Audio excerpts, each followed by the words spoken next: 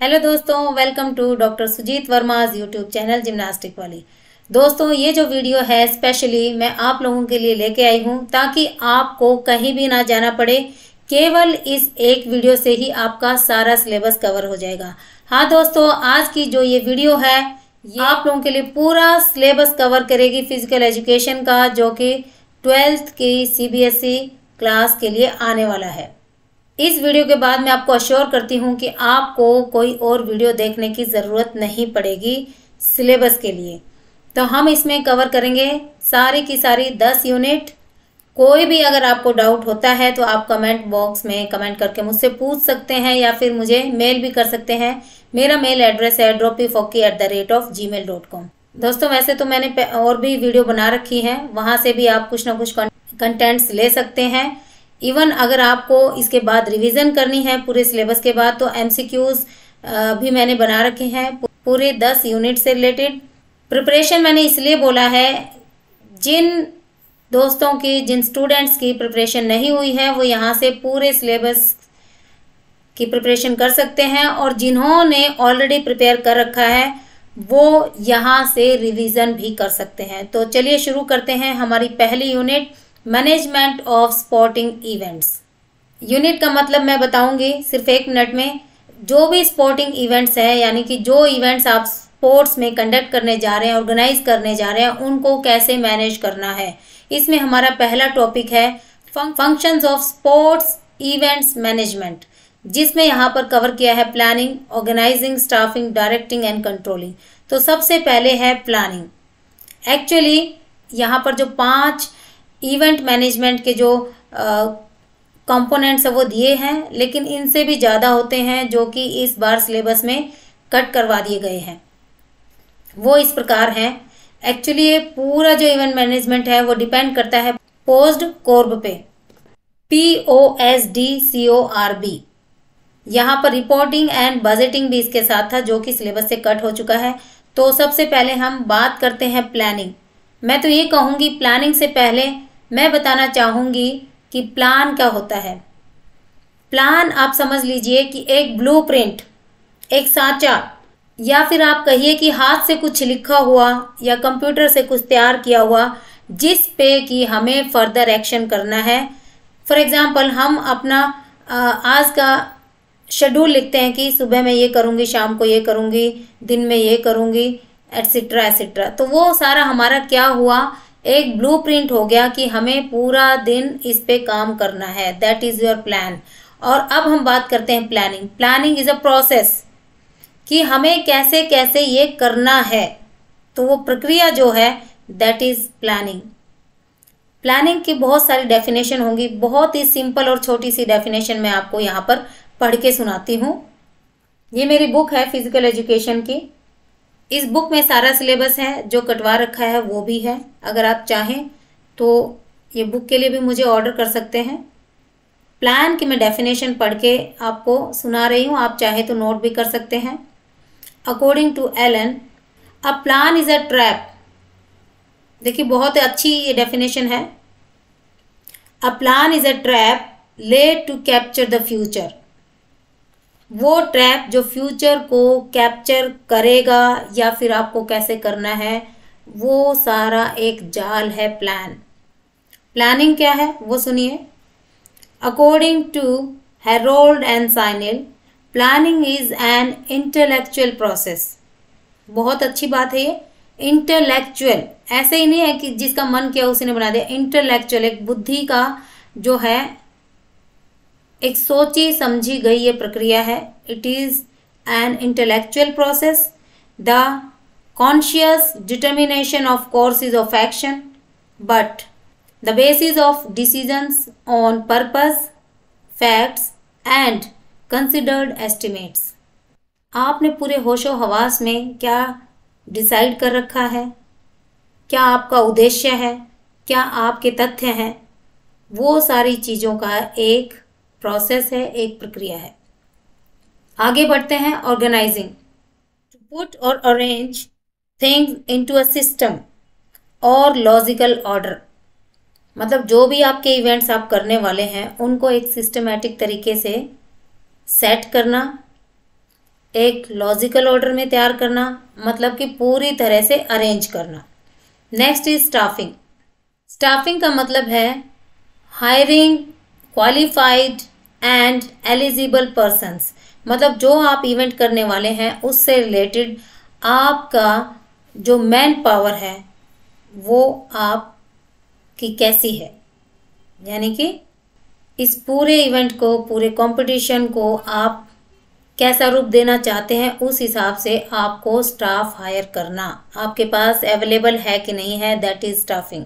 Directing है, इन सब को आप क्या दिशा दिखाते हैं, कितने अच्छे से आप उनको निर्देश देते हैं, आप ऑर्डर देते हैं, आप डायरेक्ट करते हैं, सो दैट पूरा जो इवेंट है स्पोर्ट्स का वो सक्सेसफुल हो सके। नेक्स्ट इज कंट्रोलिंग, कि आप उनका कोऑर्डिनेशन कैसे करें, उनको कैसे कंट्रोल कर रहे हैं, कहाँ पर क्या कमी आ रही है, एटसेट्रा एटसेट्रा। तो ये तो हो गया हमारा functions of sports events management. आप इन सब कंपोनेंट्स को लेते हुए किसी स्पोर्ट्स इवेंट को ऑर्गेनाइज करते हैं और वो कितना सफल होता है, how much successful it will be. Next topic है हमारा फर्स्ट यूनिट का various committees and the responsibilities pre, during and post. कहने का मतलब है कि जब आप कोई भी इवेंट ऑर्गेनाइज करते हैं तो उसमें कौन कौन सी कमिटीज हैं जो कंपटीशन से पहले रिस्पॉन्सिबल होंगी। ड्यूरिंग का मतलब कंपटीशन के दौरान आपको वो कमिटीज चाहिए, उनकी क्या रिस्पॉन्सिबिलिटीज होंगी। एंड पोस्ट का मतलब है कंपटीशन के बाद, यानी इवेंट होने के बाद, इवेंट फिनिश होने के बाद कौन सी कमिटीज हैं, उनकी क्या रिस्पॉन्सिबिलिटीज हैं, इससे रिलेटेड अब हम बात करेंगे। सबसे पहले है various committees and there responsibilities pre competition और प्री इवेंट्स। देखिए दोस्तों, यहाँ पर मैं कहना चाहूँगी कि इस वीडियो के साथ साथ अगर आप मेरे ब्लॉगर पे जाएंगे तो वहाँ पर आपको सारे नोट्स मिल जाएंगे लिखे हुए। यहाँ पर जस्ट हम जनरल बात कर रहे हैं। आप थोड़ा सा सोचिए कि जब आप कोई इवेंट ऑर्गेनाइज करते हैं, कह लीजिए कि आप फैमिली में कोई फंक्शन ऑर्गेनाइज करने जा रहे हैं, तो आपको क्या क्या चीज़ों की ज़रूरत पड़ती है। बिल्कुल वैसा ही टॉपिक है, आप खुद भी इसको लिख सकते हैं। एक एग्जाम्पल मैं बताती हूँ, जैसे कि रिसेप्शन कमेटी जो कि रिस्पॉन्सिबल होगी बिफोर कंपटीशन, कौन कौन सी टीम्स आ रही हैं उनकी एंट्री वो नोट करती रहेगी, किसने एंट्री भेजी है किसने नहीं भेजी है, इससे रिलेटेड वो काम करेगी।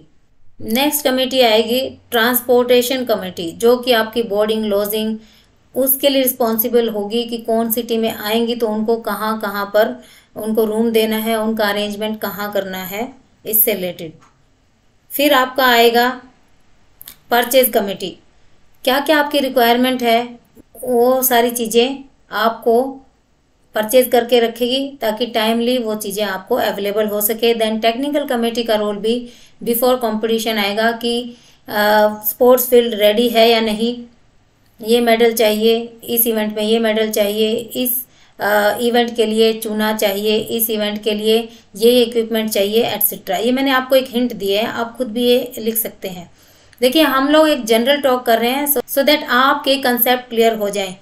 दोस्तों ऐसा कोई हार्ड एंड फास्ट रूल नहीं, you can write in your own words. अगर आपको थोड़ा सा गाइडेंस चाहिए तो आप मेरे पीडीएफ डाउनलोड कर सकते हैं, मेरे पीडीएफ को देख सकते हैं मेरे ब्लॉग से। उसका लिंक भी मैं यहाँ पर डिस्क्रिप्शन बॉक्स में डाल दूंगी, जहाँ से आप नोट्स भी ले सकते हैं। बाकी जो डिस्कशन से आपको पूरा क्लियर हो जाएगा। आई एश्योर कि आप अच्छा स्कोर कर लेंगे। आगे बात करते हैं यानी कमिटीज और उनकी रिस्पॉन्सिबिलिटीज ड्यूरिंग कंपटीशन। इसमें आपका आएगा it's a part of technical committee जो कि डॉक्यूमेंट्स को वेरीफाई करेगी, एलिजिबल कैंडिडेट्स को रखेगी और जो कैंडिडेट्स या जो स्टूडेंट जो प्लेयर्स एलिजिबल नहीं होंगे कंपटीशन के लिए उनको कंपटीशन से बाहर कर देगी। फिर सबसे जो इम्पोर्टेंट कमेटी है ड्यूरिंग कंपटीशन वो आपकी टेक्निकल कमेटी ही रहेगी कि कहाँ पर ये जजेस ये इवेंट देखेंगे, ग्राउंड स्टाफ अवेलेबल है कि नहीं, जो कोई इवेंट करने से अगर कोई मार्किंग डिस्टर्ब हो गई है या टाइमली इक्विपमेंट नहीं है तो उसको प्रोवाइड करना, प्लस आपकी फर्स्ट एड कमेटी। ड्यूरिंग में सबसे इम्पोर्टेंट दो ही कमेटी है, आपकी technical committee and first aid committee. किसी प्लेयर को चोट लग जाती है, इंजरी हो जाती है तो इमीडिएटली हेल्प प्रोवाइड करना, फर्स्ट एड प्रोवाइड करना। अगर सीवियर इंजरी है तो फर्दर हॉस्पिटल ले जाने के लिए भी आपकी जो ट्रांसपोर्टेशन कमेटी है वो रेडी होनी चाहिए। यानी कि सबका तालमेल, किसी भी तरह का कोई भी इवेंट्स में गैप नहीं आना चाहिए। तो ऐसे ही आप सोचते रहिए और कमेटीज़ और उनकी रिस्पॉन्सिबिलिटीज़ वैसे ही लिखते रहिए। जैसा कि मैंने बोला टेक्निकल कमेटी, आपके दिमाग में तुरंत आ जाना चाहिए। टेक्निक से, स्किल से रिलेटेड या फील्ड से रिलेटेड जो भी आपकी रिक्वायरमेंट है उनकी रिस्पॉन्सिबिलिटी आप इसमें लिख सकते हैं। अब दूसरा एग्जाम्पल है first aid committee. First aid से रिलेटेड, यानी कि ऐसा नहीं है कि आपने खाली आप लिख कर बैठ गए फर्स्ट एड कमेटी और आपके पास कुछ अवेलेबल ही नहीं है। मतलब आपका जो फर्स्ट एड बॉक्स है वो पूरा टाइम तैयार होना चाहिए, उसमें जो रिक्वायरमेंट है वो सारी रेडी होनी चाहिए इन हैंड। साथ ही साथ आपके यहाँ पर मीडिया कमेटी का भी रोल है, यानी कि मीडिया अवेलेबल होना चाहिए, कहाँ कवरेज करना है, कहाँ नहीं करना है, उन सब के लिए वो रिस्पॉन्सिबल रहेगी। नेक्स्ट हम बात करते हैं पोस्ट, यानी कि कंपटीशन या टूर्नामेंट या इवेंट के बाद कौन सी कमेटीज रिस्पॉन्सिबल होंगी और उनकी क्या ड्यूटीज़ हैं। तो पोस्ट के बाद सबसे जो ज़रूरी है वो होगा आपकी रिजल्ट कमेटी, जो रिजल्ट को पूरा तैयार करेगी और आगे उसको फॉरवर्ड करेगी मीडिया रिपोर्ट के लिए और टाइमली वो रिजल्ट देती रहेगी ताकि डेली का कवरेज मीडिया में आता रहे। उसके बाद वोट ऑफ थैंक्स एक कमेटी होगी जो कि जो टीमें आई थी उनको वोट ऑफ थैंक्स करने के लिए और कोऑपरेशन के लिए उनको धन्यवाद करेगी।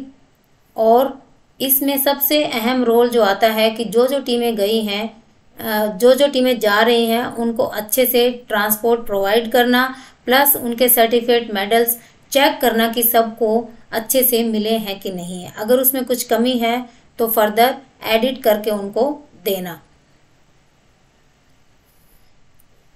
इस तरह से हमने बात की 3 कमेटीज़ की, प्री, ड्यूरिंग एंड कंपटीशन। अगर इससे रिलेटेड आपको कोई डाउट है तो मैं बार बार आपको रिमाइंड करा रही हूँ, आप मुझसे कमेंट में पूछ सकते हैं या मेल से भी पूछ सकते हैं। आगे हम बात करते हैं फिक्सचर्स एंड इट्स प्रोसीजर्स की। ये बहुत ही इंपॉर्टेंट टॉपिक है। इस पूरी यूनिट में सबसे ज़्यादा फोकस इसी टॉपिक पे आपका होना चाहिए। इसमें सबसे पहले है नॉकआउट टूर्नामेंट, जिसमें बाई और सीडिंग होंगे। नॉकआउट का मतलब है बहुत सारी टीमें खेलेंगी, जो हार गई वो आउट, मतलब टूर्नामेंट से बाहर हो जाना। देन जो जीती हुई टीम है, जो विनर टीम है, वो नेक्स्ट किसी और के साथ खेलेगी। उन दोनों में से जो हार जाता है वो फिर कंपटीशन से बाहर हो जाएगा और इस तरह से जो विनर है वो कंटिन्यू वो अगली टीमों के साथ खेलता हुआ फाइनल तक पहुंच जाएगा। 2 टीमों के साथ जो भी विनर होता जाएगा वो फाइनल राउंड में पहुंच जाएगा और इस तरह से फाइनल विनर डिसाइड हो जाएगा। कहने का सिंपल मतलब है जो टीम जिस भी राउंड में जिस भी समय आउट, जो टीम जिस भी राउंड में जिस भी समय या जिस भी इवेंट में हार जाएगी वो टूर्नामेंट से बाहर हो जाएगी। इसका दूसरा नाम है एलिमिनेशन टाइप ऑफ टूर्नामेंट, यानी कि जब भी कोई हार जाएगी टीम वो टूर्नामेंट से एलिमिनेट कर दी जाएगी, बाहर कर दी जाएगी। इसमें 2 टर्म आई है, बाई और सीडिंग। बाई का मतलब होता है सिंपली फिक्सचर में वो टीम जो फर्स्ट राउंड में नहीं खेलेगी, या आप कह लीजिए उसको बेनिफिट मिलेगा, उसको रेस्ट मिलेगा ताकि वो सेकंड राउंड में डायरेक्टली पार्टिसिपेट कर सके। दोस्तों कंफ्यूज मत होना, यहाँ पर एक टर्म आई है सीडिंग। सीडिंग हम उन टीम्स को कहेंगे जो फर्स्ट राउंड, इसमें हम फर्स्ट राउंड की बात नहीं कर रहे हैं। सीडिंग टीमें वो होंगी चाहे सेकंड राउंड में, चाहे थर्ड राउंड में, चाहे फोर्थ राउंड में, जिनकी डायरेक्ट एंट्री होगी। और यहाँ पर एक आती है स्पेशल सीडिंग जो कि हमारे सिलेबस से कट है। स्पेशल सीडिंग का मतलब है लास्ट ईयर की वो विनर टीम्स या जो ऑलरेडी टॉप टीम्स होती हैं उनको ऑर्गेनाइजर इस हिसाब से सेट करता है ताकि वो शुरुआती राउंड में ना आए और सीधा क्वार्टर फाइनल या सेमीफाइनल में ही उनकी एंट्री होती है। फॉर एग्जांपल आपने अगर सुना हो जैसे Serena Williams lawn tennis star है ये, तो डायरेक्टली वो फर्स्ट सेकंड थर्ड राउंड में नहीं खेल के वो सीधा सेमीफाइनल में उनकी एंट्री होती है। इस टाइप के जो टीम्स की इंडिविजुअल की एंट्री होती है उसको हम स्पेशल सीडिंग बोलते हैं। दोस्तों फिक्सचर से रिलेटेड मेरी बहुत सारी वीडियोस हैं, आप चाहें तो मेरे चैनल पे जाके प्ले लिस्ट में जाके आप 12th का अगर क्लिक करेंगे तो वहाँ पर आपको इससे रिलेटेड सब वीडियोस मिल जाएंगी। फिक्सचर होता क्या है?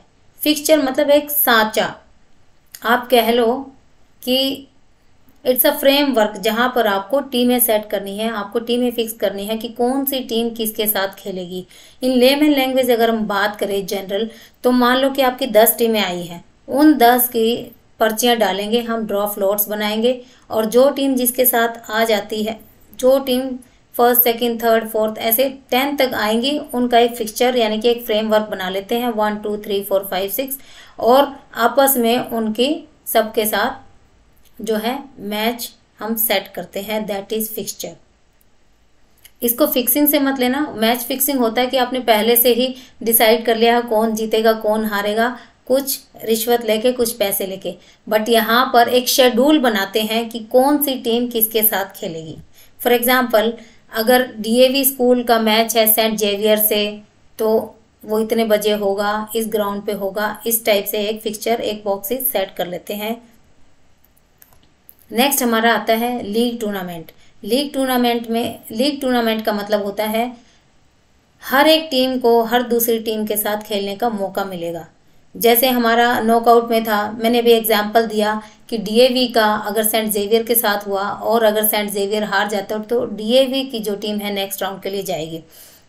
बट लीग में ऐसा नहीं है, चाहे वो टीमें हारे आपस में चाहे जीते, हर दूसरी टीम को और दूसरी टीमों के साथ खेलने का मौका दिया जाएगा और इसे हम राउंड रोबिन भी कहते हैं।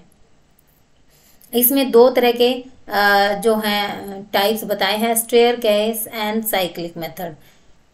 यहाँ पर भी फिक्सचर का यही मतलब है, टीमों को एक दूसरे के साथ सेट करना है, एक दूसरे के साथ शेड्यूल करना, लेकिन जो सेट करने का जो पैटर्न है, जो मेथड है, वो ऐसा होना चाहिए ताकि आप उसकी ग्राफिकल रिप्रेजेंटेशन देखें तो आपको एक स्टेयर जैसा लगे। और सेम वे साइक्लिक में भी इस तरह से टीमें सेट करनी है कि वो आपको एक साइकिल के फॉर्मेट में नज़र आए, मतलब एक दूसरे की टीम ये इसके साथ खेल चुकी है, देन नेक्स्ट के साथ, देन नेक्स्ट के साथ, तो ऐसे एक साइकिल फॉर्मेट दिखे आपको। जब भी अगर फिक्सचर बनाना आता है 19 टीम्स का, 15 टीम्स का, 16 टीम्स का, तो दोस्तों इसमें मैं बताना चाहूँगी बाई देते कैसे हैं। बाई आपको स्मॉल n की पावर 2 करके देख लीजिए। इसका मतलब है स्मॉल n की पावर अगर 2 होता है और टीमें अगर आपकी स्मॉल n की पावर 2, स्मॉल n की पावर 3, यानी कि पावर ऑफ 2 आप देखिए, 2 2 ज़ा 4, 4 2 ज़ा 8, 8 2 ज़ा 16, यानी 2 दूनी 4, 4 दूनी 8, 8 दूनी 16, 16 दूनी 32, 32 दूनी 64, ऐसे आप लिख लीजिए। और जितनी भी टीम्स आएंगी n की power minus number of teams, मान लीजिए कि आपकी 10 टीमें पार्टिसिपेट कर रही हैं, तो जो भी पावर आपकी 10 से हायर होगी, जैसे मैं बताती हूँ 10 से हायर आपकी होगी 16, 16 माइनस 10 यानी कि 6 बाई आप देंगे। और बाई देने का तरीका क्या है, एक फॉर्मेट आपने बना लिया टीम्स का, तो पहली बाई जाएगी और उसको हम हाफ करेंगे, upper half lower half. By हमेशा नीचे वाले हाफ में ज़्यादा जाएगी। बाई को हम कैसे सेट करेंगे, 16 में से माइनस 10 यानी कि 6 बाई देनी है। Last team of lower half, second by, first by जाएगी आपकी last team of lower half, second by आपकी जाएगी first team of upper half, third आपकी जाएगी first team of lower half, fourth by आपकी जाएगी last team of upper half. कहने का मतलब है this is half 1 2 3 and 4, then next by 5 6 7 8, एक बार सबसे नीचे एक बार सबसे ऊपर, फिर लोअर हाफ में से ऊपर और अपर हाफ से सबसे नीचे। इससे रिलेटेड मैं एक नेक्स्ट वीडियो बनाऊंगी जिसमें केवल हम फिक्सचर से रिलेटेड बात करेंगे। नॉकआउट का क्या फॉर्मूला है, लीग का क्या फॉर्मूला है, उससे रिलेटेड हम पूरी तरह से इसमें बात करेंगे। आगे हम बात करते हैं यूनिट 2 की, children and women in sports. इसमें हमारा पहला टॉपिक है common postural deformities. 3 deformities lower body से रिलेटेड है और 3-4 डिफॉर्मिटी जो है अपर बॉडी से रिलेटेड है। सबसे पहले है नॉक नी। नॉक नी का मतलब है दोनों घुटने टकराना। सिंपल वर्ड्स, यानी कि जो आपका नॉर्मल पोस्चर है उसमें कोई भी गड़बड़ होना, तो इसे हम कहेंगे पोस्चरल डिफॉर्मिटी, यानी पोस्चर में गड़बड़, पोस्चरल डिफॉर्मिटी। और नॉक नी का मतलब है नी जिसमें आपस में टकरा जाएं तो उसे हम कहेंगे नोक नी। जैसे हम नॉक नॉक करते हैं उसी तरह से, यानी कि दोनों घुटनों का टकराना, मिलना। ये एक प्रॉब्लम है दोस्तों। इसमें हमारे चेंजेस क्या होंगे, जब हमारे नीज नॉक होते हैं यानी कि जो मिडल पोर्शन है, मिडल एस्पेक्ट है, वो हमारा लेंथनिंग हो रहा है, और बाहर यानी लेटरल एस्पेक्ट जो है वो हमारा शॉर्टनिंग हो रहा है। इससे रिलेटेड हम लोग क्या क्या एक्सरसाइज कर सकते हैं, घुटनों के बीच में पिलो को होल्ड करना एंड वॉक करना। दूसरा, अगर आपके पास रिसोर्सेज अवेलेबल हैं, हॉर्स राइडिंग भी एक सोर्स है। देन आपका जो बाबा रामदेव जी कराते हैं बटरफ्लाई वाला बैठ के, वो भी आप कर सकते हैं।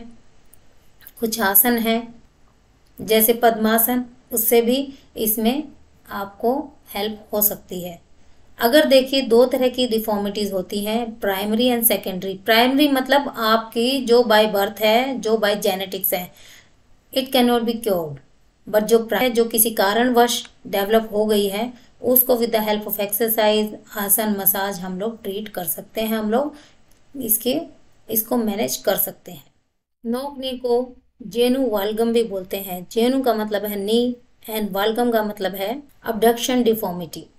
टेक्निकली अगर हम बात करें तो इसको हम कहेंगे inward touching of the knees, जिसमें कि वॉकिंग करने में भी दिक्कत आती है, और कोई भी पोस्टल डिफॉर्मिटी अगर है, उस इंडिविजुअल का डिफेंस में सिलेक्शन नहीं होता है, मेडिकली वो अनफिट करार कर दिया जाता है। इसके लिए एक और एक्सरसाइज मुझे ध्यान में आई, walk on outer border of the foot, यानी पैर के जो बाहर के बॉर्डर है उसको ऐसे करके उस पर वॉक करने से भी इस डिफॉर्मिटी में काफी हद तक हेल्प होती है। नेक्स्ट हम बात करते हैं बो लेग्स की। बो लेग्स को टेक्निकली हम बोलेंगे genu varum. Genu means knee and varum means bending, और ये दोनों ही जो डिफॉर्मिटी है विटामिन डी की कमी से भी हो सकती हैं। दूसरा, बो लेग्स के चांसेस हैं जब बच्चा वॉकिंग स्टार्ट करता है तो उस समय भी ड्यू टू वेट लेग्स पे प्रेशर आ जाता है और ये डिफॉर्मिटी डेवलप होने के चांसेस होते हैं। Bow legs is just opposite to the knock knee. Knock knee में हमने बताया नी टच होते हैं, बो लेग्स में बो मतलब एक धनुष, तो जो आपकी लोअर लेग्स हैं घुटने से नीचे, वो जो है टिबिया फेबुला जो बोन्स हैं वो आपकी धनुष के आकार में हो जाती हैं, यानी कि थोड़ा सा बो शेप उनकी हो जाती है। सिंपल कहने का मतलब है, अगर आप सीधे खड़े होते हैं तो दोनों काफ मसल्स के बीच में गैप आना। इसके ट्रीटमेंट के लिए जो एक्सरसाइज हैं, सबसे पहले just opposite to the knee, just opposite to the knock knee है तो एक्सरसाइज भी just opposite to the knock knee ही होंगी। नॉक नी में हमने बताया आउटर बॉर्डर पे वॉक करना है पैर के, तो इसमें पैर का जो इनर बॉर्डर है उसको रखते हुए वॉक करनी है। दूसरा, स्क्वाट्स, यानी कि जो हम बैठते हैं चेयर शेप में, उसमें बार बार बैठने से भी इसमें हेल्प होगी। एक्सरसाइज के साथ साथ यहाँ पर अगर हम लोअर लेग की मसाज करें वो भी हेल्पफुल होगा। स्पेशलाइज्ड कैलिपर्स भी यहाँ पर यूज कर सकते हैं। इन दोनों की टेस्टिंग कैसे करनी है, जिस भी इंडिविजुअल को आपको डाउट होता है उसको जस्ट खड़ा करके देखिए कि उसके घुटने तो टच नहीं हो रहे या फिर उसकी लोअर लेग्स में ज्यादा गैप तो नहीं है। नेक्स्ट हम बात करते हैं फ्लैट फुट की, जिसका सोल ऑफ द फुट यानी पैर जो है उसमें ज्यादा गैप है या कम गैप है। अगर कम गैप है तो मतलब कि उसके पैर फ्लैट हैं, सपाट हैं, हिंदी में कह लीजिए सपाट, यानी कि जो पैर का तलवा है वो फ्लोर पे पूरी तरह से टच हो रहा है, मतलब डिफॉर्मिटी इज देयर। इसकी टेस्टिंग हम कैसे करेंगे, सिंपल है। फ्लैट फुट की टेस्टिंग के लिए हमें क्या करना है, सिंपली जिस भी इंडिविजुअल पे डाउट है उसको बोलिए कि अपने पैर गीले करें और फर्श पे अपने फुटप्रिंट दे। तो अगर पूरे पैर की छाप आती है मतलब फ्लैट फुट है, और अगर कम छाप आती है इसका मतलब है ही इज ओके, ही और शी इज ओके। इसमें जो एक्सरसाइज आएंगी, rope skipping is very helpful क्योंकि हम टोज पे स्किप करते हैं। दूसरा, walking on toes of the foot, tadasana. Therapeutic walk की अगर बात करें, outer border of the foot और inner border of the foot दोनों ही अगर आप करेंगे तो इट्स वेरी हेल्पफुल। और चेयर पे बैठ के नीचे पेपर्स डाल के उनको टोज से कलेक्ट करना, या कोई भी कपड़ा आपको पैरों से खींचना, उससे भी आपके जो है ये कर्व यहाँ पर डेवलप हो सकता है, तो फ्लैट फुट की जो डिफॉर्मिटी है वो आपकी सही हो सकती है।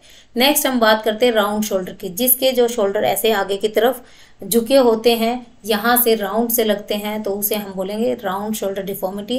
It is upper body deformity, इसमें कोई स्पाइनल डिफॉर्मिटी नहीं है, जस्ट ये अपर बॉडी की डिफॉर्मिटी इसको हम कह सकते हैं। दोनों शोल्डर जो है राउंड शेप में दिखाई देते हैं और हमारी जो बॉडी है वो थोड़ी सी आगे की तरफ झुकी हुई नजर आती है। इसमें होता क्या है, lengthening of the shoulder muscles, जो शोल्डर मसल है ये हमारी थोड़ी सी लंबी नजर आएंगी और चेस्ट का जो एरिया है हमारा वो आगे की तरफ कॉन्ट्रैक्ट यानी सिकुड़ा हुआ नजर आएगा। इसको करेक्ट कैसे करते हैं, वॉल पुश से। आप वॉल को यानी कि दीवार को ऐसे पीछे की तरफ पुश करिए ताकि जिसमें आपके शोल्डर ऐसे पुश हों। सिंपल एक हिंट मैं यहाँ पर देती हूँ, जो भी डिफॉर्मिटी है उससे जस्ट अपोजिट काम करेंगे तो आपकी वो डिफॉर्मिटी जल्दी से जल्दी करेक्ट हो सकती है। इसके लिए बहुत सारे आसन हैं, आप चक्रासन भी कर सकते हैं, आप धनुरासन भी कर सकते हैं। आगे हम बात करते हैं लॉर्डोसिस की। इसमें हिंट देती हूँ, L for lordosis, L for lumbar region, यहाँ पर जो वेस्ट में होता है। देखिए हमारी बॉडी में 4 नॉर्मल कर्व हैं, सर्वाइकल, थोरेसिक, लुम्बर एंड सैकल। आपने सुना हो यहाँ पर किसी के भी बोलता रहे मुझे सर्वाइकल का दर्द हो गया है, that is your cervical region. Then thoracic, थोड़ा सा और नीचे। थोरेसिक के बाद आता है हमारा लुम्बर रीजन, टमी के आसपास वाली जो बोन्स हैं, बैक बोन में टमी के आसपास का एरिया आप कह लीजिए, कमर के आसपास का एरिया कह लीजिए। तो L for lordosis, L for lumbar. Simple मतलब है इसका, जो आपका एब्डोमेन वाला एरिया है, स्पाइन वाला, वो आगे की तरफ ज़्यादा हो जाना कर्व। ये कर्व नॉर्मल है, ये आपका बहुत ज़्यादा अगर हो जाए तो ऐसे लगता है कि हमारा पेट बहुत ज़्यादा निकला हुआ है, यही डिफॉर्मिटी है। अगर कोई दुबला पतला भी हो, उसका पेट निकला हुआ नज़र आता है, समझ लीजिए कि उसको लॉर्डोसिस की थोड़ी सी प्रॉब्लम है। घबराने की ज़रूरत नहीं है, सभी डिफॉर्मिटीज़ हम लोग with the help of exercise, आसन, मसाज करेक्ट कर सकते हैं। तो लॉर्डोसिस में आपका क्या होगा, आपका एब्डोमेन एरिया आगे की तरफ झुका हुआ लगेगा और कमर में आप कैसे होल यानी कि खाली सा नजर आएगा। इसको हम होलो बैक डिफॉर्मिटी के नाम से भी जानते हैं। इसमें आपको सारी बैंडिंग एक्सरसाइज करनी होगी, बैंडिंग वाले आसन करने होंगे, जैसे पश्चिमोत्तान, आगे झुक के जिसमें हम लोग फिट टच करते हैं, हस्तपादासन, खड़े होकर नीचे ज़मीन को टच करना। आप क्रंचीज भी कर सकते हैं, जिसको सिटअप्स भी बोलते हैं। ये सारी एक्सरसाइज आप कर सकते हैं करेक्शन के लिए। देन काइफोसिस मतलब ये बैक बोन, जिसमें आगे की तरफ जो बैक वाला पार्ट है, थोरेसिक पार्ट, वो हमें आगे की तरफ झुका हुआ नजर आता है। हिंदी में आप कह लीजिए कुबड़ सा नजर आता है, इसको हम बैक डिफॉर्मिटी भी बोलते हैं। इसमें भी राउंड शोल्डर की तरह लेंथनिंग ऑफ बैक मसल होगा और शॉर्टनिंग ऑफ चेस्ट मसल्स, यानी कि अगर चेंजेस की हम बात करें तो। और एक्सरसाइज ऑलमोस्ट वही होंगी जो आपने राउंड शोल्डर में की है। इसमें आप धनुरासन, चक्रासन कर सकते हैं, वॉल पुश कर सकते हैं, पुशअप्स कर सकते हैं। आगे हम बात करते हैं स्कोलियोसिस। जैसा कि नाम से पता चलता है, S for scoliosis, it is the lateral deformity of spine. वो दोनों थी कि आगे पीछे के कर्व ज़्यादा हो जाते हैं। काइफोसिस में हमारा जो थोरेसिक रीजन का कर्व बहुत ज़्यादा हो जाता है, तो इससे हमें बैक में एक कुबड़ सा नज़र आता है, हम्प सा नज़र आता है। स्कोलियोसिस की अगर बात करें तो हमारा शरीर सामने से भी ऐसे टेढ़ा नज़र आएगा। तो इसमें सेकेंडरी और प्राइमरी कर्व होता है। प्राइमरी मतलब अगर किसी को नेक रीजन में स्कोलियोसिस है तो उसकी नेक ऐसे टेढ़ी नज़र आएगी, और उसको कंपनसेट करने के लिए, नॉर्मल करने के लिए, जब इंडिविजुअल ऐसे कमर को भी टेढ़ा कर लेगा तो एक, आप ध्यान से देखें तो एक एस फॉर्मेशन होगी, अल्फ़ाबेट एस जैसा कुछ बनेगा, तो वही है आपकी स्कोलियोसिस डिफॉर्मिटी। इसमें आपको क्या करना है, जिधर की भी डिफॉर्मिटी आपको है, फॉर एग्जांपल आपको राइट साइड की डिफॉर्मिटी है तो आपको लेफ्ट की एक्सरसाइज करनी होगी, जस्ट अपोजिट, जहाँ से आपका कर्व निकला है उसको प्रेस करने वाली आपको एक्सरसाइज करनी है। जैसे अर्धकटी चक्रासन, ऐसे बेंडिंग, लेटरल बेंडिंग, ऐसे कटी चक्रासन भी आप कर सकते हैं। त्रिकोण आसन is also very helpful in this deformity. ये हमारी बात हुई पोस्टल डिफॉर्मिटी और उनसे रिलेटेड करेक्टिव मेजर्स की। खाली एक्सरसाइज की बात करें तो हम करेक्टिव एक्सरसाइज बोल सकते हैं। करेक्टिव मेजर की बात करें तो इसमें हमारा एक्सरसाइज, आसन प्लस मसाज तीनों ही आपको लिखने हैं। नेक्स्ट बात करते हैं हम special consideration, menarche and menstrual dysfunction. Menarche का मतलब है first menstruation cycle in female. जब पहली बार मेंसेस होते हैं तो उसको हम मेनार्च बोलते हैं। मेंस्ट्रुअल डिसफंक्शन का मतलब है इस साइकिल में कोई भी प्रॉब्लम होना, या तो आपका जो नेचुरल साइकिल है उसमें डिस्टरबेंस होना, या वो टाइम से बंद होना, या वो होए ही ना, तो ये आपके डिसफंक्शन है। इसमें कुछ टर्म्स आते हैं जो हम डिस्कस करते हैं अभी।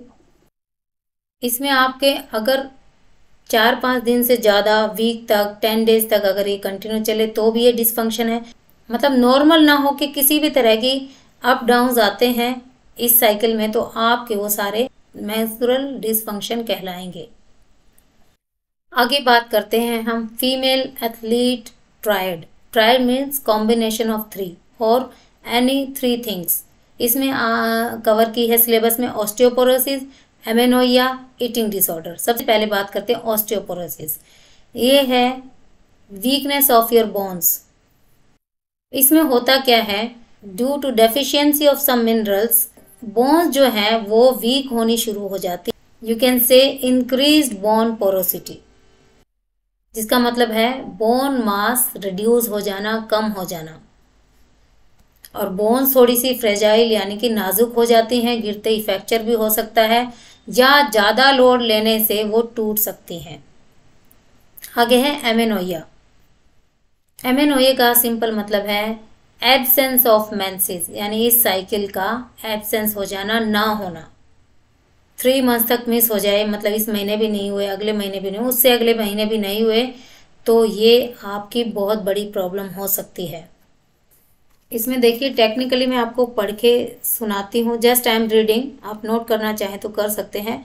अ girl of 15 years of age and above, 15 साल या उससे बड़ी, never begin to menstruate or an absence of menses for several months, having a history of normal menstrual cycle, is likely to suffer from disorder।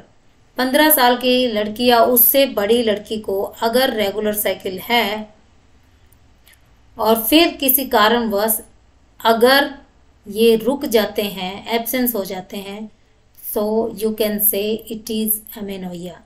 इसके types हैं primary amenorrhoea and secondary एमेनोइया।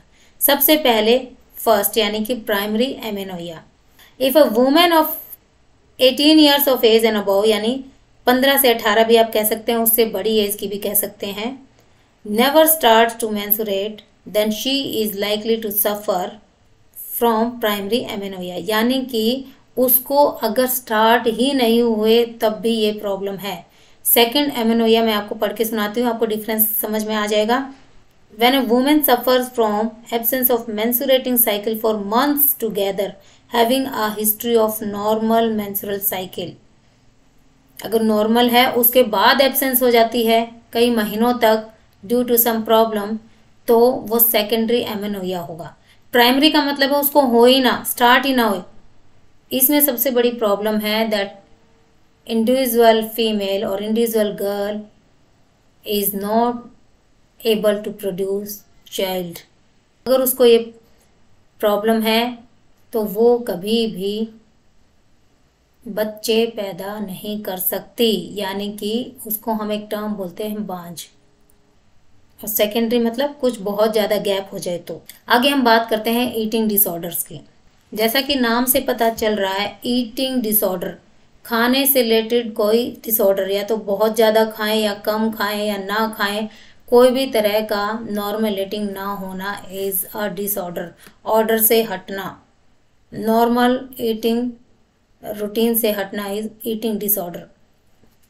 इसमें सबसे पहले है हमारा एनोरेक्सिया, जिसमें are ही आ गया, यानी कि रेस्ट्रिक्शन। रेस्ट्रिक्शन में भी आर ही आता है, एनोरेक्सिया में भी आर ई है, एनोरेक्सिया नर्वोसा। इसकी बहुत बड़ी हिंट है बुलिमिया, यानी बुल से रिलेटेड, बुल जैसी ही इसकी स्पेलिंग है, बुल बहुत ज़्यादा खाते हैं, तो उन्हीं से रिलेटेड मैं भी आगे एक्सप्लेन करती हूँ।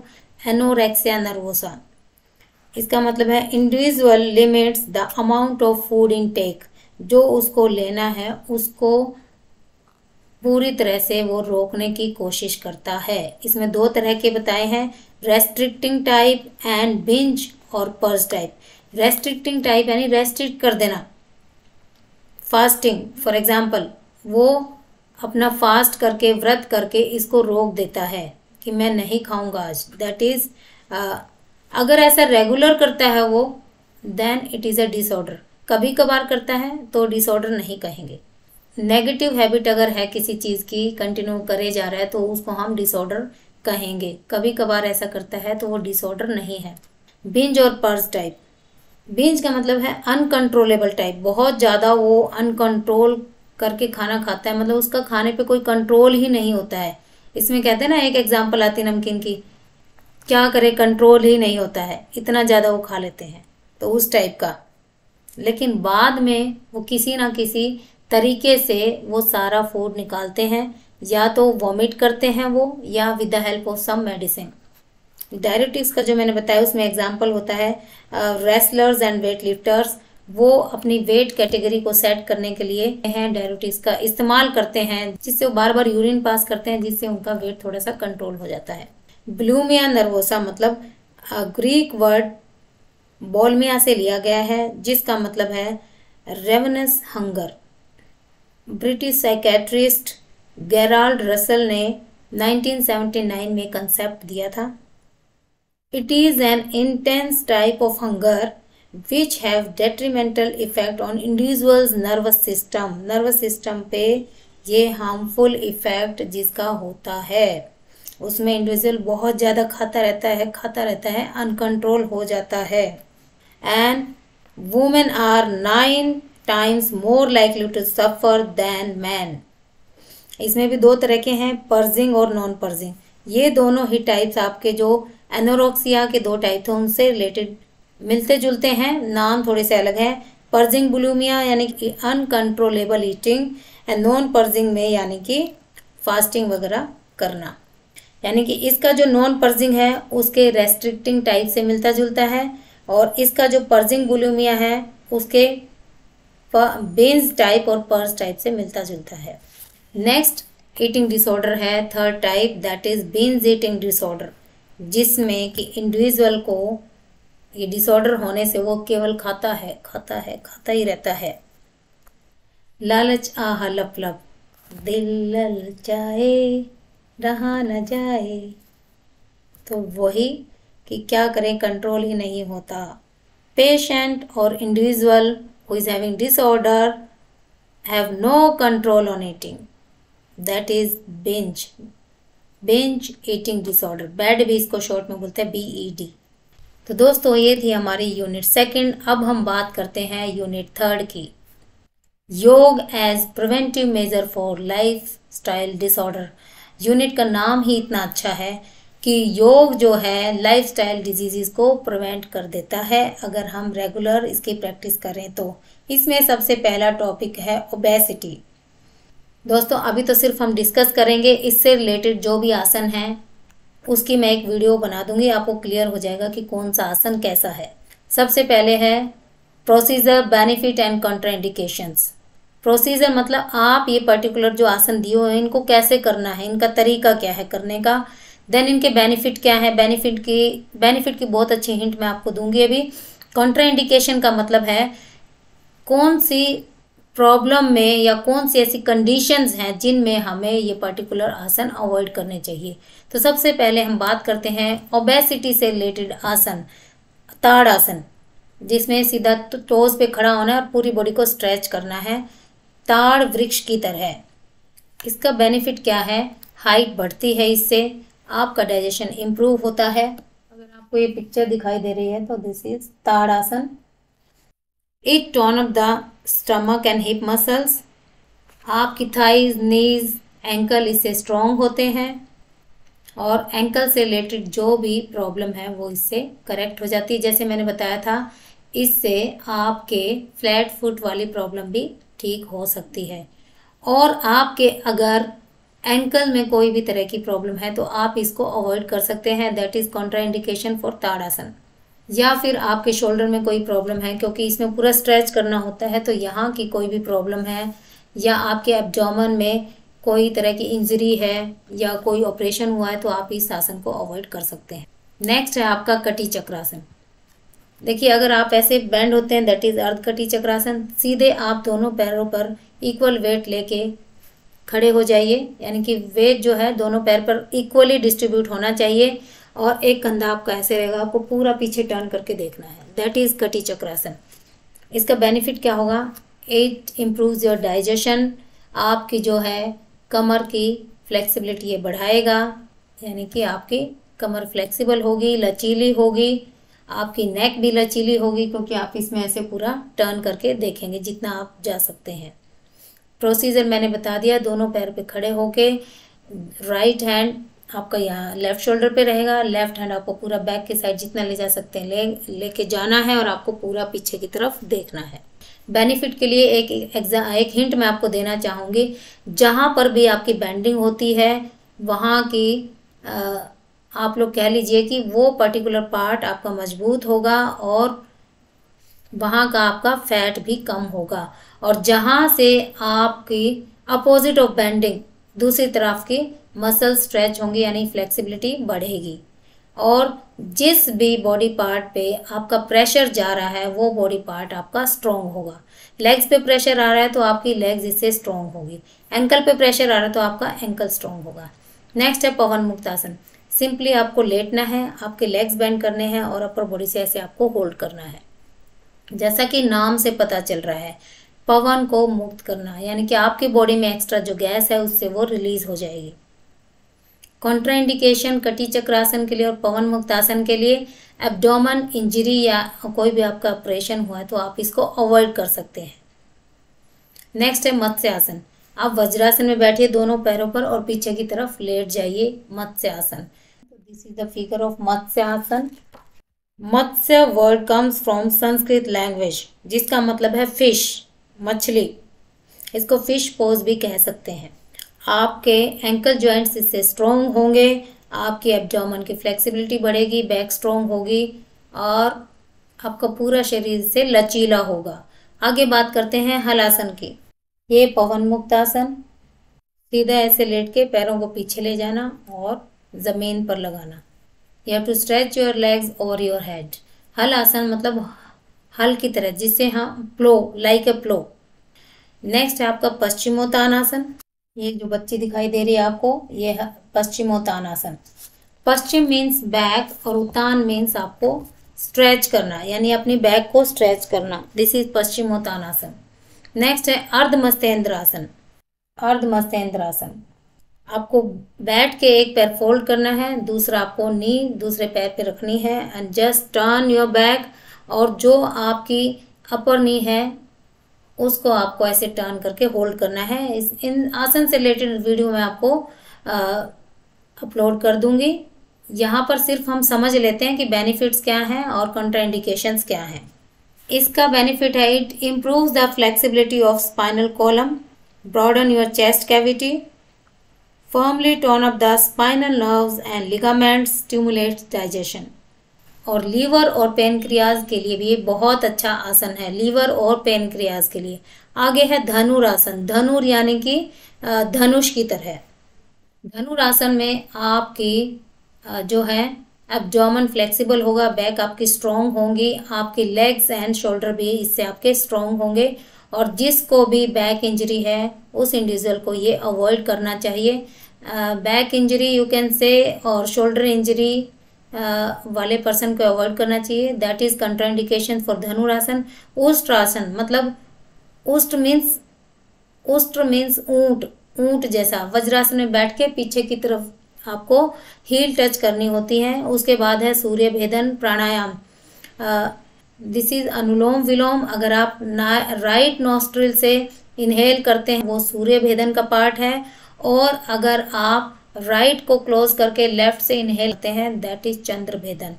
प्राणायाम का मतलब है, प्राणायाम 2 वर्ड से बना है। प्राण मीन्स वायु और एयर, आयाम मीन्स कंट्रोल करना, यानी कि वायु को कंट्रोल करना। इसका सिंपल मतलब है आप अपनी ब्रीदिंग पे कंट्रोल करते हैं। कैसे इनहेल करते हैं, होल्ड करना, फिर एक्सेल करना।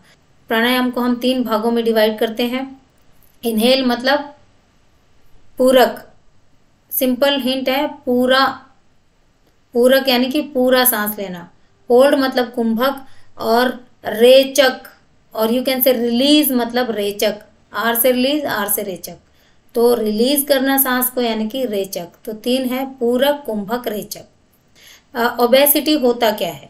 ओबेसिटी मतलब फ्लैटुलेंस, आपकी जो BMI के अकॉर्डिंग जो नॉर्मल वेट है उससे अगर 20% ज़्यादा हो जाता है then you will come under obesity. Obesity की 3 स्टेजेस होती हैं, 1, 2 and 3। Obesity 1, obesity 2 and obesity 3। Obesity 3 मतलब अनकंट्रोलेबल यू कैन से। अब हम बात करते हैं डायबिटीज़ की, मधुमेह जिसको बोलते हैं। The biophysiological condition in which for the extended time period the level of glucose in blood rises above the requirement of human body is usually known as diabetes। यानी नॉर्मल से ग्लूकोज का level आपके blood में ज़्यादा हो जाना। In medical terminology this condition is called diabetes mellitus। Diabetes होने के कई कारण हो सकते हैं दोस्तों, due to inadequate production of insulin और नो प्रोडक्शन ऑफ इंसुलिन, यानी कि रिक्वायरमेंट से ज़्यादा होने से भी प्रॉब्लम हो सकती है और ना बनने से भी ये प्रॉब्लम हो जाती है। इसके टाइप्स हैं, टाइप 1 डायबिटीज़, टाइप 2 डायबिटीज़। अगर हम सिम्टम्स की बात करें तो फ्रीक्वेंट यूरिनेशन, बार बार बाथरूम जाना, intense feeling of frequent thirst and hunger, बहुत ज़्यादा बार बार भूख लगना, प्यास लगना भी इसका जो है सिम्टम्स हैं, जिससे हमें आइडिया हो सकता है कि इंडिविजुअल को डायबिटीज़ हो सकती है, हमें टेस्ट करवाना चाहिए।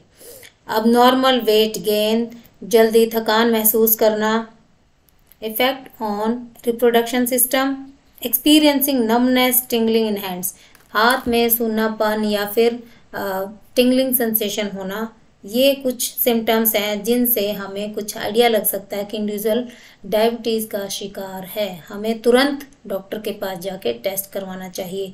जो आसन सभी में हैं उनके बारे में बार बार मैं रिपीट नहीं करूंगी, जैसे कि कटी चक्रासन, पवन मुक्त आसन की हम बात कर चुके हैं। भुजंग आसन की हम बात करते हैं। भुजंग का मतलब है सर्प, सांप।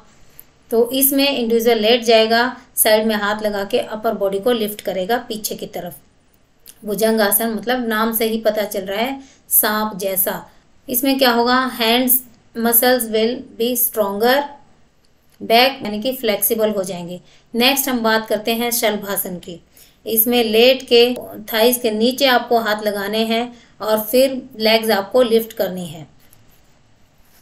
Prone line position, this is prone line position, this is spine line position. जो हम सीधे लेटते हैं that is spine line position, उल्टा लेटना यानी कि prone line position. Shalabhasana prone line position से होगा, थाइस के नीचे आपको हाथ दबाने हैं और आपको लेग्स उठानी है। अगर ये आपको दिखाई दे रहा है, दिस इज शलभासन। शल्भ का मतलब है ग्रास होपर, टिड्डा जिसको हम बोलते हैं, तो इसको ग्रास होपर पोज भी कह सकते हैं। जो भी बॉडी पार्ट आपका प्रेस हो रहा है, जिस पे प्रेशर आ रहा है, वही इसके लिए कॉन्ट्रा इंडिकेशन है, यानी कि उस पर्टिकुलर पार्ट में जहाँ पर आप प्रेशर देना चाह रहे हैं इस आसन में, उसकी अगर प्रॉब्लम है तो ये आसन आपको अवॉइड करना है। और वही आपका बेनिफिट है। अगर वो बॉडी पार्ट आपका सही है जहाँ पर प्रेशर जा रहा है, इसका मतलब वो बॉडी पार्ट आपका स्ट्रॉन्ग बनेगा। This is benefit. जहाँ भी स्ट्रेचिंग हो रही है वो बॉडी पार्ट आपका फ्लेक्सिबल हो रहा है, दिस इज अनदर बेनिफिट। आगे धनुरासन, धनुरासन की हम बात कर चुके हैं। सुप्त वज्रासन, वज्रासन में बैठ के और पीछे की तरफ लेटना। पश्चिमोत्तानासन, अर्धमस्तेंद्र आसन, इनकी हम बात कर चुके हैं। मंडूक आसन, आपको वज्रासन में बैठना है।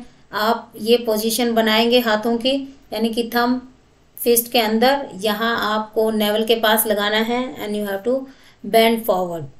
इससे आपके जो हैं लीवर और पेनक्रियाज आपके बहुत अच्छा वर्क करेंगे। एब्डोमेन आपका स्ट्रॉन्ग होगा और यू कैन से डाइजेशन से रिलेटेड प्रॉब्लम आपको सॉल्व हो जाएंगी। गौमुख आसन, एक पैर को आप बेंड करिए, उसके ऊपर दूसरे पैर को रखिए और जो पैर आपका ऊपर है, राइट लेग ऊपर है तो राइट हैंड ऊपर से स्ट्रेच करना है और लेफ्ट पीछे से जाके दोनों को होल्ड करना है। गोमुख मतलब, गो मतलब गाय और मुख मतलब मुंह, यानी कि गाय के मुख जैसा। इसकी जो शेप, जो आउटलुक हम देखें तो गाय के मुख जैसा ही ये नजर आता है, इसलिए इसका नाम है गोमुख आसन। योग मुद्रा, हाथों की जो मुद्राएं बनती हैं, कोई ध्यान मुद्रा, ज्ञान मुद्रा, तो अगर आप सिंपली ऐसे बैठते हैं दैट इज योग मुद्रा। क्रॉस लेग में बैठ के, यानी कि सुख आसन में बैठ के ये हो ऐसे आपको फिंगर और थंब होल्ड करना है, दैट इज योग मुद्रा। उष्ट्रासन के हम बात कर चुके हैं। Kapal bhati, it is a part of pranayama. आपको लंबी सांस लेनी है और उसको फिर योग मुद्रा बना के या ज्ञान मुद्रा भी आप बना सकते हैं। कोई भी मुद्रा हाथों की बना के सुखासन में बैठ के या पद्मासन में बैठ के लंबी सांस लेकर आपको इसको फोर्सफुली एक्सेल करना है। देखिए, आपको लंबी सांस लेनी है और बार बार इसको फोर्सफुली एक्सेल करना है। नेक्स्ट हम बात करते हैं अस्थमा की। Asthma is a chronic respiratory disease, यानी कि हमारे सांस से संबंधित ये एक डिजीज है, बीमारी है। Respiratory airways of the patient get narrow down, इसमें जो रेस्पिरेटरी पैसेज है वो नैरो डाउन हो जाता है, यानी कि इंडिविजुअल को सांस लेने में प्रॉब्लम होती है, उसको लंग से रिलेटेड ये डिजीज हो सकती है। यू कैन से शॉर्टनेस ऑफ ब्रीथ, इसमें जो आसन है ताड़ासन, ऊर्ध्व हस्तोत्तान आसन। ऊर्ध मतलब ऊपर की तरफ और हस्त मतलब हाथ, उत्तान मतलब उठाना, ऊपर की तरफ हाथ को खींचना। It is just similar to tadasana. Tadasana में हम टोज पे खड़े होते हैं, बट इसमें सिंपली दोनों पैरों पर इक्वली वेट डिस्ट्रीब्यूटेड होना चाहिए। हमें हील लिफ्ट नहीं करनी है, यानी कि हमें एड़ियां नहीं उठानी है, सिंपली लेग्स पे खड़ा होना है। शोल्डर विड्थ अपार्ट होने चाहिए हमारे पैर और सीधे आपको दोनों हाथों को ऊपर की तरफ खींचना है। हाथों की जो पोजीशन है वो एक दूसरे के फेसिंग होगी। ताड़ासन में हम ऐसे ग्रिप करते हैं, इसमें हम ऐसे करेंगे। उत्तान मंडूक आसन, मंडूक आसन का ही दूसरा आप कह लीजिए। उत्तान का मतलब है आपको खींचना, मंडूक आसन में आपको थोड़ा सा और फोर्सफुली खींचना है। भुजंग आसन की हम बात कर चुके हैं, धनुरासन भी हो गया, उष्ट्रासन हो चुका है। वक्रासन, इसमें आपको एक पैर सीधा करना है, दूसरा पैर उसके ऊपर जस्ट क्रॉस करना है और आपको टर्न करते हुए ऑपोजिट अपने हाथ जमीन पर रखने हैं। You can say it is the easier version of ardhamatsyendrasana. Ardhamatsyendrasana में हम दोनों पैरों को फोल्ड करते हैं और ऊपर वाले लेग को पूरी से अच्छे से होल्ड करते हैं, बट इसमें आपको फ्लोर जस्ट टर्न करके हाथ नीचे ही रखने हैं। एक पैर सीधा रहेगा, एक पैर बेंड रहेगा। कपाल भाती की हम बात कर चुके हैं। गोमुख आसन, मत्स्य आसन हमारा हो चुका है। मत्स्य आसन सिंपली आपको वज्र आसन में बैठ के और पीछे की तरफ स्ट्रेच करना है, कमर को जमीन पे लगाना है। अनुलोम विलोम, यानी कि आप एक नाक से खींचिए, होल्ड करिए और दूसरे नाक से निकालिए। देखिए, आप ऐसे भी पोजीशन रख सकते हैं इसकी और ऐसे भी रख सकते हैं। आप राइट साइड से इनहेल करिए, ब्रीथ होल्ड, और फिर लेफ्ट सांस से ब्रीथ को रिलीज करिए। उसके बाद फिर लेफ्ट से ही पहले आपको इनहेल करना है, ब्रीथ होल्ड करना है, राइट से निकालना है। यानी राइट से आपने सांस लिया, होल्ड किया, लेफ्ट से निकाला, फिर पहले लेफ्ट से लिया सांस, होल्ड किया ब्रीथ को, राइट से निकाला। This is anulom vilom. Hypertension के लिए कौन कौन से आसन हैं? ताड़ासन, कटी चक्रासन, उत्तान पादहस्त आसन का मतलब है हाथों को खींचते हुए फ्लोर पर लगाना, पैरों के बीच में लगाना। अर्ध हलासन का मतलब है, हलासन मतलब पूरे पैरों को पीछे ले जाना, इसमें आपको हाफ ही ले जाना है, जितना आपसे हो सके एंड होल्ड करना है। सरल मत्स्य आसन मतलब कि ये देखिए इजी वर्जन है कुछ। मत्स्य आसन पूरा ना करके सरल करना, इजीली आप जितना जा सकते हैं उतना होल्ड करिए। पूरी तरह से आप कमर नहीं लगा सकते तो आप एल्बोज भी लगा के होल्ड कर सकते हैं। गोमुख आसन, उत्तान मंडूक आसन और इनकी हम बात कर चुके हैं। वक्रासन हो चुका है, भुजंग आसन भी हमने कवर कर लिया। मकरासन, शव आसन होता है कि सीधा लेटना, जैसे हम बेड पे लेटते हैं, बट इसमें थोड़ा सा डिफरेंस रहेगा, पैरों में थोड़ा गैप ज़्यादा रहेगा और पाम फेसिंग अपवर्ड और जो हैंड्स हैं बॉडी से थोड़ा सा दूर रहेंगे। मकरासन जस्ट उल्टा लेटना है, हाथों को ऐसे क्रॉस करके उसके ऊपर फेस ऐसे रखना है और पोजीशन बॉडी की उल्टी रहेगी, प्रोन लाइन पोजीशन। नाड़ी शोधासन, नाड़ी शोधना प्राणायाम, इसका मतलब है नाड़ी शोधन। शीतली की पहले हम बात करते हैं। शीतली प्राणायाम में दोनों प्राणायाम के ही पार्ट हैं। शीतली प्राणायाम में आप ब्रीथ लेंगे, आप इनहेल करेंगे। जो शीतली प्राणायाम में आप जीभ को थोड़ा सा रोल करके और अंदर की तरफ सांस खींचेंगे मुंह से ऐसे। आप करके देखिए, आपको थोड़ा सा ठंडा फील हुआ। शीतल मतलब ठंडा। रोल करके जीभ से ही सांस लेंगे धीरे धीरे तो आपको अंदर ठंडक महसूस होगी। It is a part of pranayama. Nadi shodhan का मतलब है सिंपल, आपको इनहेल करना, एक्सहेल करना। लेफ्ट से इनहेल करिए, राइट से निकालिए, या फिर राइट से इनहेल करिए, लेफ्ट से निकालिए। अनुलोम विलोम की तरह आपको होल्ड करके पहले जिससे निकाला दूसरे, पहले जिससे लिया दूसरे से निकाला, फिर उसी से लेना दूसरे, ऐसा नहीं है आपको। इसमें थोड़ा सा चेंज है। सिंपली आप इनहेल करिए और निकालिए। आगे दोस्तों हम बात करते हैं यूनिट 4 की, that is physical education and sports for CWSN। CWSN का मतलब है children with special needs. Special need यानी कि जिनको कोई ना कोई प्रॉब्लम है, कुछ स्पेशल रिक्वायरमेंट है, और उन्हें हम कहते हैं दिव्यांग। Organisations promoting disability sports, Special Olympics, Para Olympics and Deaf Olympics. देखिए नॉर्मल लोगों के लिए ओलंपिक्स होते हैं, बट यहाँ पर स्पेशल ओलंपिक्स उन लोगों के लिए होते हैं जिनको कोई स्पेशल काइंड ऑफ प्रॉब्लम होती है, जिसको हम लर्निंग डिसेबिलिटी में काउंट करते हैं। देखिए डिफरेंस आपको पता चल जाएगा। पैरालंपिक्स उन लोगों के लिए होती है जिनका कोई बॉडी पार्ट नहीं होता, किसी का हाथ नहीं होता, किसी को पैर नहीं होता, तो वो लोग इसमें आएंगे पैरालंपिक्स में। डेफ ओलंपिक्स में यानी कि ये बहरे लोगों के लिए होता है। Special Olympic is a global organization that changes lives by promoting understanding, acceptance and inclusion among people with and without intellectual disability, जिनमें बुद्धि से रिलेटेड यानी इंटेलेक्चुअल डिसेबिलिटी होती है, उन लोगों के लिए स्पेशली ऑर्गेनाइज्ड होते हैं। Eunice Kennedy Shriver, she is the founder of Special Olympics. 20 जुलाई 1968 यानी 20 जुलाई 1968 में 54 years ago it was founded. Eunice Kennedy Shriver ये हैं जॉन एफ कैनेडी की सिस्टर। आगे हम बात करते हैं पैरालंपिक्स की। ये स्पेशली उन लोगों के लिए होते हैं। It includes impaired muscle power and impaired passive range of movements, limb deficiency, leg length difference, short stature etcetera. यानी कि जिन लोगों का शॉर्ट स्टेचर होता है या नॉर्मल बॉडी से रिलेटेड कोई मसल पावर की प्रॉब्लम होती है या जिनका मूवमेंट पूरी तरह से नहीं जाता है, ऐसे लोग इसमें आते हैं। This is the symbol of Deaf Olympics.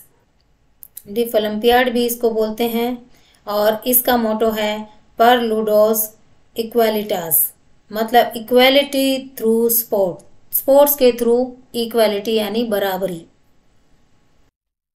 इसका फर्स्ट इवेंट 1924 में हुआ था। First games held in 1924 in Paris. To qualify for the games, athletes must have a hearing loss of at least 55 dB यानी decibel in their better ear. Hearing aids, cochlear implants and the like are not allowed to be used in competitions to place all athletes on the same level। यानी किसी ने अगर implant कर रखा है earring equipments, वो लोग इसमें अलाउड नहीं हैं। जो 55 dB से नीचे वाले लोग हैं या जिनको हियरिंग लॉस है, वही लोग डेफ ओलंपिक्स में पार्ट ले सकते हैं।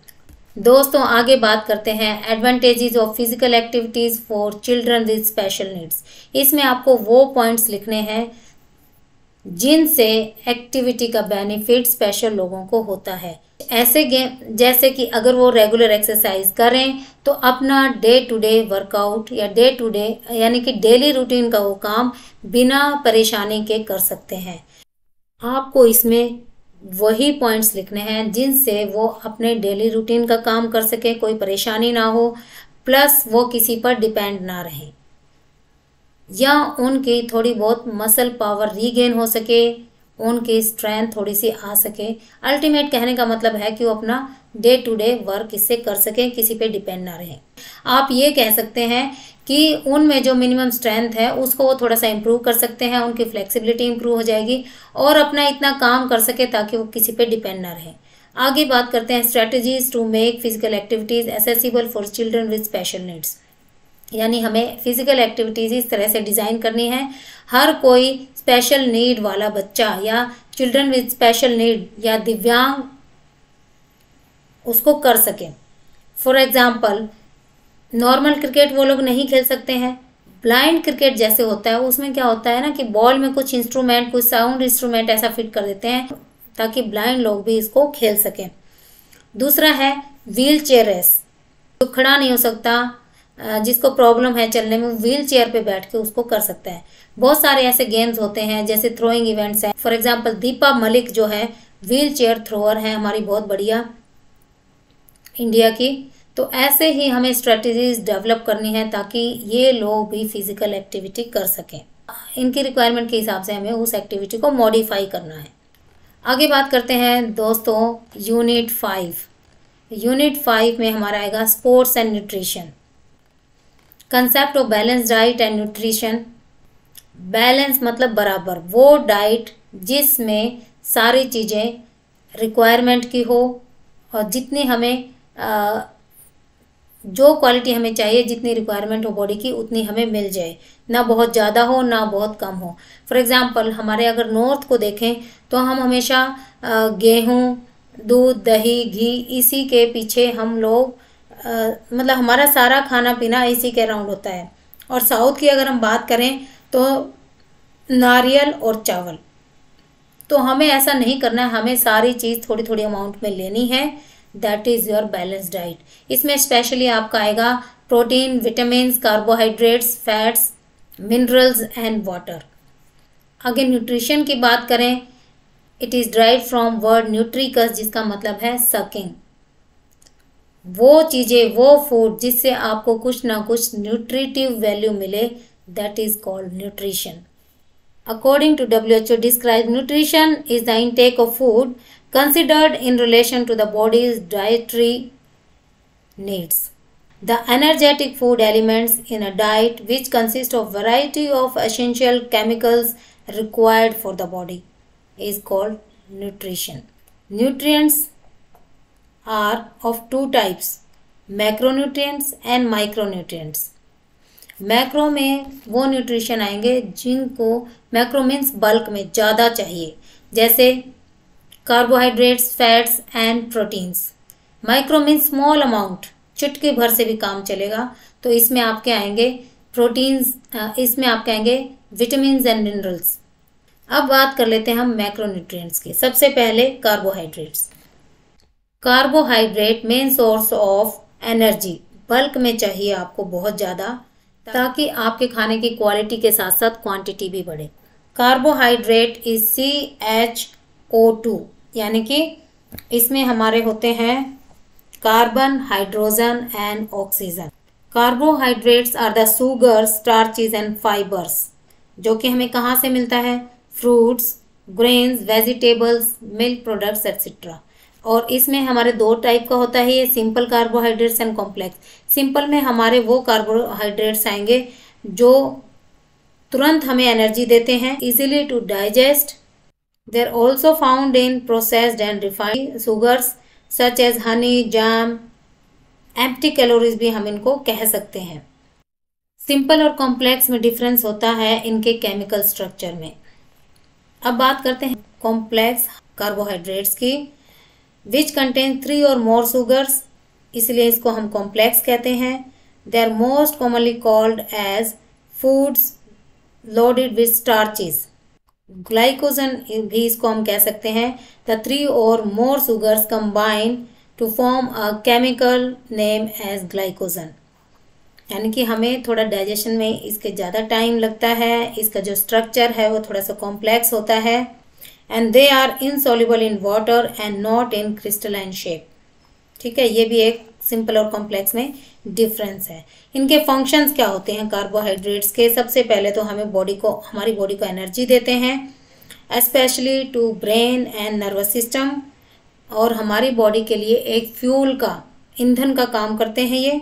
दे also prevent protein from being used as energy source and enable fat metabolism, और फैट मेटाबॉलिज्म में भी ये हेल्पफुल है। आगे हम बात करते हैं macronutrients two, that is protein. Protein और कार्बोहाइड्रेट और फैट आप कह लीजिए सिमिलर स्ट्रक्चर है, थोड़ा सा डिफरेंस है प्रोटीन में। इसमें हमारा आएगा carbon, oxygen, hydrogen and nitrogen and sometimes sulphur. ये थोड़ा सा केमिकल स्ट्रक्चर में इनके डिफरेंस है। और प्रोटीन को हमारी बॉडी स्टोर नहीं करती है। एक्सेस अमाउंट ऑफ कार्बोहाइड्रेट अगर हमारी बॉडी में होगा तो एडिपोज टिश्यूज के रूप में वो जमा हो जाएगा, यानी धीरे धीरे हम लोग फैटी हो सकते हैं, मोटे हो सकते हैं, बट प्रोटीन कभी भी हमारी बॉडी स्टोर करके नहीं रख सकती।